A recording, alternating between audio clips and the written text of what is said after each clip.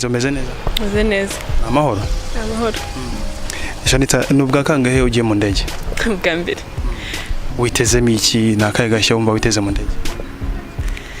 Anakamwe kuko indege igiye guhaguruka ibyo byose ari byo babwira abantu ndabikurikiza nkuko bari bubimbwiye kugira batagira agashya kamba. Nta kintu wumva kiri mu ndege ufite amatsiko? Anakimwe. Ugiye mu irushanwa Miss Africa University. Imyiteguro yawe yagenze neza? Yagenze neza. Ubwo niba byaragenze neza abanyarwanda n'abandi bakwitega iki? Nabizeza ko nzagerageza uko nshoboye kugira ngo nzanirire akamba mu rugo kuko nishema ku gihugu cyacu. Uraza guhaguruka saa 3 biteganyije ko nibura bo wageze muri Nigeria sangahe? Saa 6 n'igice. Kugiye utinze abandi amafoto agaragaza ko batangiye kugera ejo, we byagenze bite kugira ngo kuki utagiye ejo?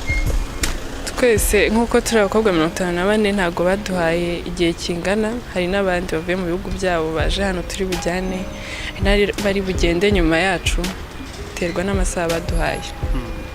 Wabashije kuganira n'umukobwa witabiriye Miss Africa University umwaka ushize waruhagarariye u Rwanda? Yego. Yakubwiye iki?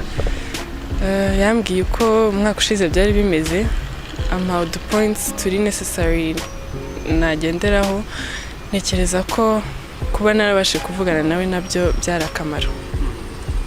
Biteganyije ko irushanwa rizatangiye kiri gasozwa gihe ki?